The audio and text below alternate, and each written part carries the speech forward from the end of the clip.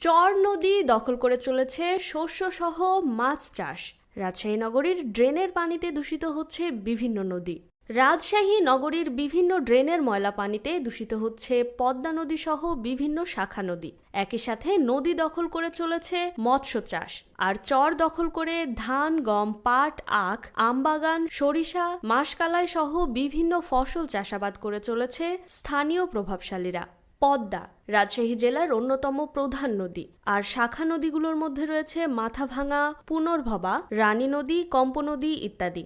এসব নদী সংলগ্ন এলাকা ঘুরে দেখা যায় আশেপাশের এলাকার বাসাবাড়ি থেকে প্রতিদিনই গৃহস্থালী সকল ময়লা আবর্জনা নির্বিবাদে ফেলা হচ্ছে পদ্মা নদীতে।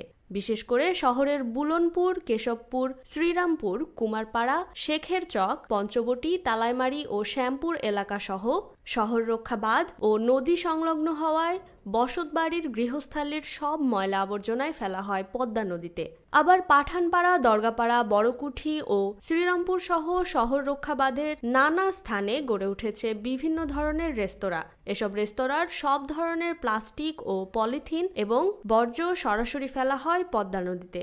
কেশবপুর পুলিশ লাইনের সামনের টি বাঁধেও অবাধভাবে ফেলা হয় ময়লা আবর্জনা। এসব বাঁধ জুড়ে পড়ে আছে প্লাস্টিকের কাপ, বোতল ও পলিথিন।